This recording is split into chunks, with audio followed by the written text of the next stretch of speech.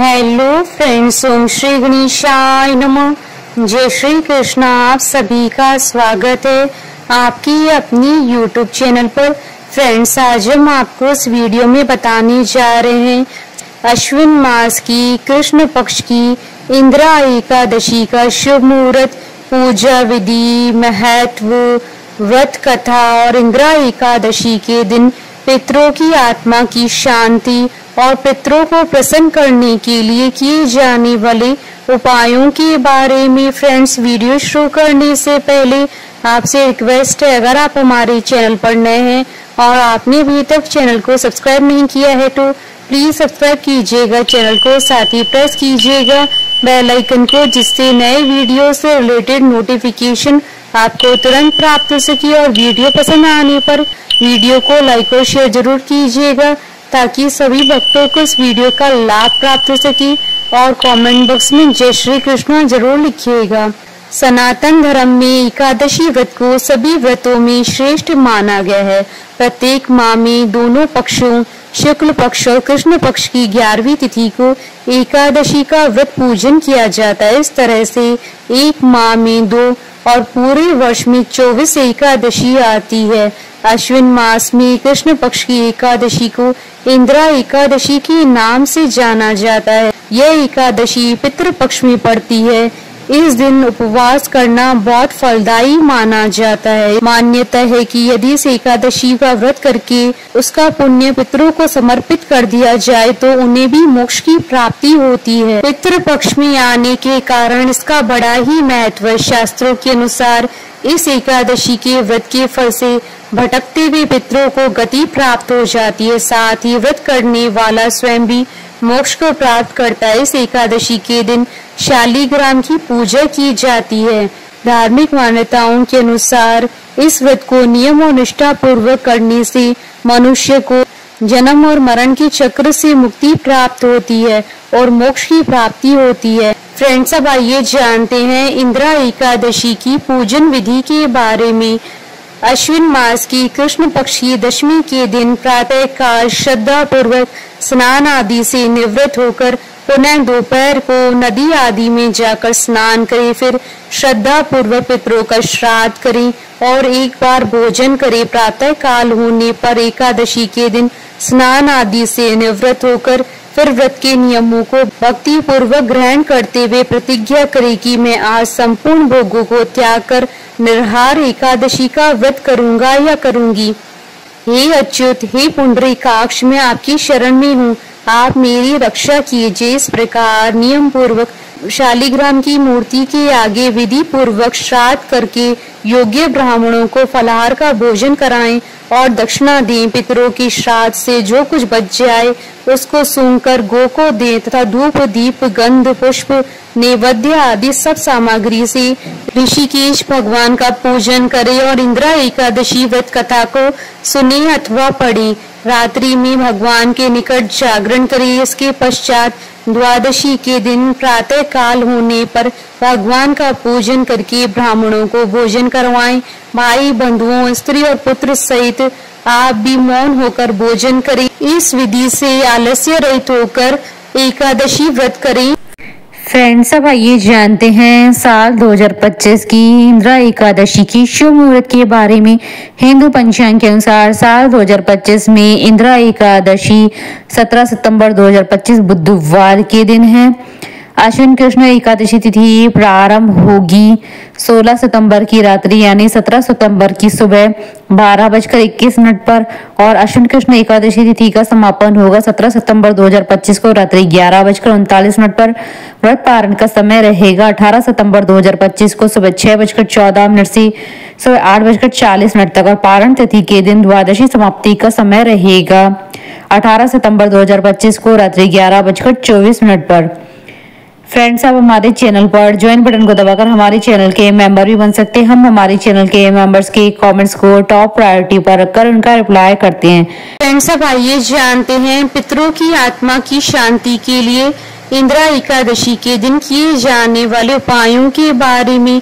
जब कभी भी श्राद्ध श्रद्धा से न करके दबाव से किया जाता है या अयोग्य व्यक्ति के द्वारा किया जाता है तो श्राद्ध के बावजूद भी पितरों को मुक्ति नहीं मिलती है। पितृपक्ष की एकादशी के दिन माँ प्रयोग करके इस समस्या का निदान किया जा सकता है। एकादशी के दिन उड़द की दाल, उड़द के बड़े और पूड़ियाँ बनाएं। चावल का प्रयोग न करें। एक कंडा जला लें और उस पर एक पूड़ी में रखकर उड़द की दाल और उड़द के बड़े की आहुति दें। पास में एक जल से भरा पात्र भी रखें। फिर भगवत गीता का पाठ करें। निर्धनों को भोजन करवाएं और उनसे आशीर्वाद लें। इंदिरा एकादशी के दिन भगवान को फल और तुलसी दल अर्पित करें। भगवान के समक्ष भगवत गीता का पाठ करें। निर्धनों को फल का दान करें। एक तुलसी का पौधा जरूर लगाएं। किसी सार्वजनिक स्थान पर पीपल का पौधा भी लगाएं। फ्रेंड्स, अब आइए प्रारंभ करें इंदिरा एकादशी की व्रत कथा। भगवान श्री कृष्ण की भक्ति भाव से विह्वल होकर अर्जुन ने कहा, हे प्रभु, अब आप कृपा करके अश्विन मास की कृष्ण पक्ष की एकादशी की कथा को कहिए। इस एकादशी का क्या नाम है तथा इसका व्रत करने से कौन सा फल मिलता है, कृपा करके विधान पूर्वक कहिए। भगवान श्री कृष्ण ने अर्जुन से कहा, हे धनुर्धर, अश्विन मास की कृष्ण पक्ष की एकादशी का नाम इंदिरा है। इस एकादशी का व्रत करने से सभी पाप नष्ट हो जाते हैं। नरक में गए हुए पितरों का उद्धार हो जाता है। हे अर्जुन, इस एकादशी की कथा के श्रवण मात्र से ही मनुष्य को अनंत फल की प्राप्ति होती है।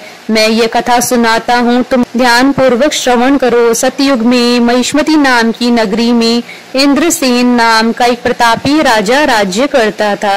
वह पुत्र, पौत्र, धन धान्य आदि से पूर्ण था। उसके शत्रु सदैव उससे भयभीत रहते थे। एक दिन राजा अपनी राज्य सभा में सुखपूर्वक बैठा था कि महर्षि नारद वहां आए। नारद जी को देखकर राजा आसन से उठा। प्रणाम करके उन्हें आदर सहित आसन दिया। तब महर्षि नारद जी ने कहा, हे राजन, आपके राज्य में सब कुशल तो है।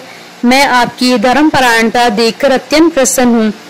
राजा ने कहा, हे देव ऋषि, आपकी कृपा से मेरे राज्य में सब कुशल पूर्वक है तथा आपकी कृपा से मेरे सभी यज्ञ कर्म आदि सफल हो गए हैं। हे महर्षि, अब आप कृपा कर यह बताइए कि आपका यहाँ आगमन किस प्रयोजन से हुआ है।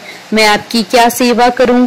महर्षि नारद ने कहा, हे नृपोत्तम, मुझे एक महान विस्मय हो रहा है कि एक बार जब मैं ब्रह्मलोक से यमलोक गया था, तब मैंने यमराज की सभा में तुम्हारे पिता को बैठे हुए देखा। तुम्हारे पिता महान ज्ञानी, दानी तथा धर्मात्मा थे, मगर एकादशी के व्रत के बिगड़ जाने के कारण वह यमलोक को गए। तुम्हारे पिता ने तुम्हारे लिए एक संदेश भेजा है। राजा ने उत्सुकता से पूछा, क्या संदेश है महर्षि? कृपा कर यथाशीघ्र कहें। राजन, तुम्हारे पिता ने कहा है कि महर्षि, आप मेरे पुत्र इंद्रसेन, जो कि महिष्मती नगरी का राजा है, के पास जाकर एक संदेश देने की कृपा करें कि मेरे किसी पूर्व जन्म के बुरे कर्म के कारण ही मुझे यह लोक मिला है। यदि मेरा पुत्र अश्विन माह की कृष्ण पक्ष की इंदिरा एकादशी का व्रत करे और उस व्रत के फल को मुझे दे दे तो मेरी मुक्ति हो जाए, मैं भी इस लोक से छूटकर स्वर्ग लोक में वास करूं। इंद्रसेन को अपने पिता की यमलोक में पड़े होने की बात सुनकर महान दुख हुआ और उसने नारद जी से कहा, हे नारद जी, यह तो बड़े दुख का समाचार है कि मेरे पिता यमलोक में पड़े हैं। मैं उनकी मुक्ति का उपाय अवश्य करूंगा। आप मुझे इंदिरा एकादशी व्रत का विधान बताने की कृपा करें। नारद जी ने कहा, हे राजन, अश्विन माह की कृष्ण पक्ष की दशमी के दिन प्रातः काल श्रद्धा पूर्वक स्नान करना चाहिए। उसके उपरांत दोपहर को भी स्नान करना चाहिए। उस समय जल से निकलकर श्रद्धा पूर्वक पितरों का श्राद्ध करें और उस दिन एक समय भोजन करें। रात्रि को पृथ्वी पर शयन करें। इसके दूसरे दिन अर्थात एकादशी के दिन नित्य कर्मों से निवृत्त होकर स्नान आदि के उपरांत भक्ति पूर्वक व्रत को धारण करें और इस प्रकार संकल्प करें, मैं आज निराहार रहूंगा और सभी भोगों का त्याग कर दूंगा। इसके उपरांत अगले दिन भोजन करूंगा। हे ईश्वर, आप मेरी रक्षा करने वाले हैं, आप मेरे उपवास को संपूर्ण कराइए। इस प्रकार आचरण करके दोपहर को शालिग्राम जी की प्रतिमा को स्थापित करें और ब्राह्मण को बुलाकर भोजन करवाएं तथा दक्षिणा दें। भोजन का कुछ हिस्सा गाय को अवश्य दें।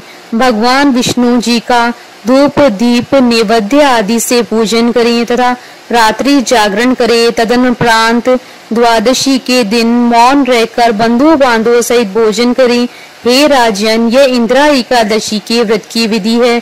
यदि तुम आलस्य त्याग कर इस एकादशी के व्रत को करोगे तो तुम्हारे पिता अवश्य ही स्वर्ग के अधिकारी बन जाएंगे।